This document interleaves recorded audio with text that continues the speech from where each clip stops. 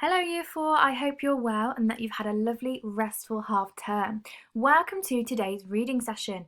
In today's session we will be learning to give the meaning of words in context. So to break this lesson down, to be successful in this lesson you will be able to pick out the key words from a question to understand what it's asking you. You'll be able to find the keywords in a text and read around those keywords to try and find other words that match what the question is asking you, and maybe other words that mean the same as the word that the question is asking you too.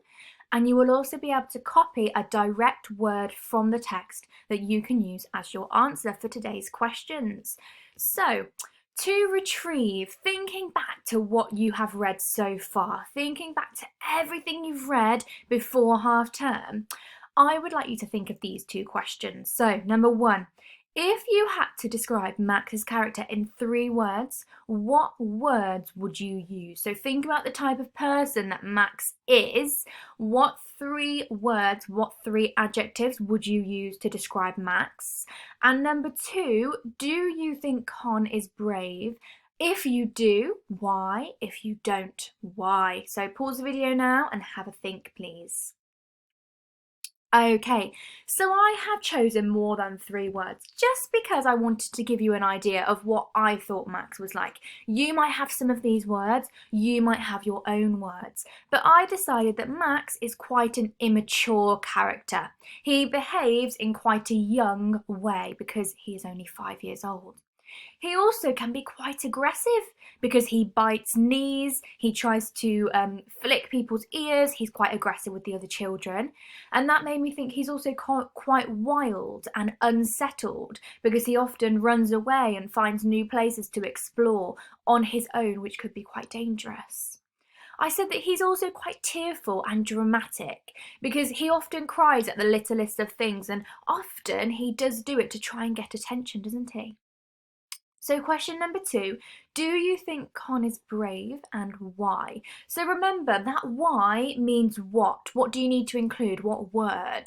That's right, you need to include the word because. So you might have said, yes, Con is brave because, maybe because she did agree in the end that they would try and go on the raft again, didn't she? But you might have said, actually, no, Con isn't brave because she doesn't often want to do lots of the things that the children are doing.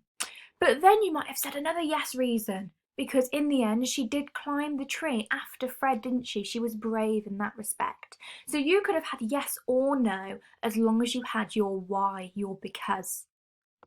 So we're going to look at 2 new words today, and this first word comes from the book quote. They gorged on unripe bananas until Max was sick in his own shoes. So the word that we're looking at today is this past tense verb gorged. Now, what group of letters tell us that this is a past tense verb? That's right, the ed suffix tells us it has previously happened before. So this is a 1-syllable word, gorged, and it means to eat greedily. So we could say that the children gorged on the toast at break. They ate the toast greedily, they might have been really, really hungry, and we might have also used the word stuff, cram, fill, or overindulge to say another word for gorged too. Now this person here is also having gorged on his food. You can see all the spaghetti in his mouth, falling out of his mouth, falling out of his hands even. So he was eating that greedily. He was cramming all of that spaghetti in his face.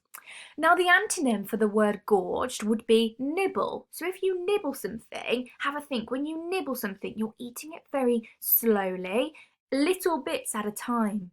But when you have gorged something, you have stuffed it all in your mouth because you are absolutely starving. Some might say you are ravenous, which is another word for starving. Our second word today comes from the book quote. Lila crawling along the branch, talking to him, coaxing him. So this is our verb coaxing. Now, coaxing we know is a verb because it must be a doing word. It must be an action. And it has 2 syllables, coaxing. And the definition of this word is to gently and persistently persuade someone. So I could say, Miss Newman was coaxing year 4 to do their homework. I was trying to gently persuade you to do your homework. So you could use the synonyms persuade or get round to use alongside coaxing because it means the same. So this man here is coaxing people to buy his cakes. He's got some cakes here on a cake stand and he's written a note on a flip chart like we have our flip charts at school. He's written, buy my cakes. He's trying to coax the public, the general public, to buy his cakes. Now an antonym for the word coaxing would be deterring. If you deter someone from doing something, it's like you're trying to stop them from doing something. So that would be the opposite of coaxing. Now we're going to read along today.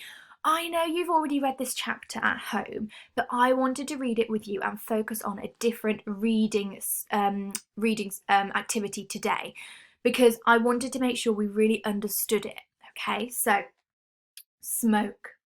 The next day dawned swelteringly hot. This adverb swelteringly doesn't mean just hot, extremely hot, unbearably hot. And we know this because in the next line it says, all 4 woke slick with sweat. That alliteration there's really beautifully used, slick with sweat, with dragonflies trying to drink from their skin. Now, why do you think dragonflies are trying to drink from their skin? That's right, because if you've got lots of sweat on your skin, it produces this kind of water and the dragonflies try to drink from it. For breakfast, Con found a banana tree and they made a sack from Max's jumper and filled it until bananas poked out of the neck. They gorged on unripe bananas until Max was sick in his own shoes. After breakfast, a wind began to pick up. It was a very welcome breeze on Fred's face as he prepared the raft, double-checking every knot. So he wanted to double-check it because he knew that the wind was pretty strong today. It was the same wind that nearly killed them. Fred and Lila were crouched on the raft in the river, testing how it moved under their weight and retying vines, making sure that they were very secure. Con and Max were hunting for berries to add to their provisions. They wanted to add more berries to have if they were ever hungry. Bacca was half in, half out of Lila's pocket, sniffing the breeze. A swirl of air reached them from the jungle, and Bacca let out a mew, which is a sound from his throat. A shiver passed down Fred's spine. Does something smell odd to you? Bacca seemed nervous. He began trying to bite Lila's hem into ribbons, so the hem of her top he was trying to bite. That showed he was nervous.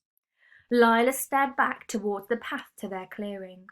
Where there should have been shards of green sunlight, there was a swirl of grey. Is that dust? It's smoke, said Fred. He sniffed again. It's a fire! For a moment, they both stared at the billowing grey, paralysed. So when you're paralysed, it means that your body cannot move. So they were that frightened and maybe confused at the smoke that their body was paralysed. Or actually, also, the grey was paralysed. Then Lila let out a scream, and the scream shook the whole raft. Max! Where's Max? He was right there, on the bank with Con. The smoke began to flow like water, sweeping out of the trees towards them. Fred's eyes stung. There was a pounding of feet, and Con came sprinting out of the bushes, her hair flying behind her, catching in the trees. She half dived, half fell into the river and swam, splashing frantically towards the raft. That adverb there, frantically. They're not just splashing, they are splashing frantically, which means they're doing it really rapidly in a fast motion. They're trying to get on the raft, away from the fire, away from the smoke. I saw it, she cried, hauling herself up over the edge of the raft. The clearing's on fire! It's horrible! Her eyes were red and wild. She stared around. Where's Max? I thought he was with you. Lila's face was unrecognisable. She was so frightened that Max had gone again. What? No, he said he was going to find you. He wanted to play with Becca. No, this can't be happening. Lila stood up on the raft. Max! Max! Shouted Fred. Max! I'm here. The voice was tiny and thin and sounded of pure panic. Max had scrambled up a tree. He was sitting, whimpering, which never worked for crying, unable to scream, in the branches overhanging the river. Fred stared up at him, divided between shock and terror. How did he get up there? Said Con. It's so high. Jump in, Max! Jump into the water! Called Lila. I can't. Max, I am ordering you. Her voice was shrill, wire thin. I'm your big sister and you do what I say. Max's voice was a shriek. I can't. He started crying in long, wordless wails, balancing above the river. Do we think Max is going to be okay? What do we think is going to happen? Fred began pulling off his boots. What do you think he's going to do when he pulls off his boots? But Lila thrust Becca at Con and was in the water. Fred had never seen a human swim so fast. She scrambled up the bank, her nails tearing against the mud, and sprinted for the tree. She began climbing, hauling herself up with just her arms where the footholds failed. Max, she called, just stay there. Fred and Con sat on the raft below, Con holding Becca in both hands, watching, coughing as the smoke thickened around them. Do you think they can stay on the raft for much longer? Or do they need to leave? What do you think? Max was crouching like a sloth, with his arms and legs wrapped around the branch. Fred squinted up to see Lila crawling along the branch, talking to him, coaxing him, trying to untangle him, her body shaking as she moved. So she was trying to really gently persuade Max to come down and move. Max had stopped crying and was now rigid-faced and completely silent, which was somehow more frightening than the screaming. Why do you think it was more frightening? That's right, because Max is never ever quiet, so it's quite frightening that he was actually quiet.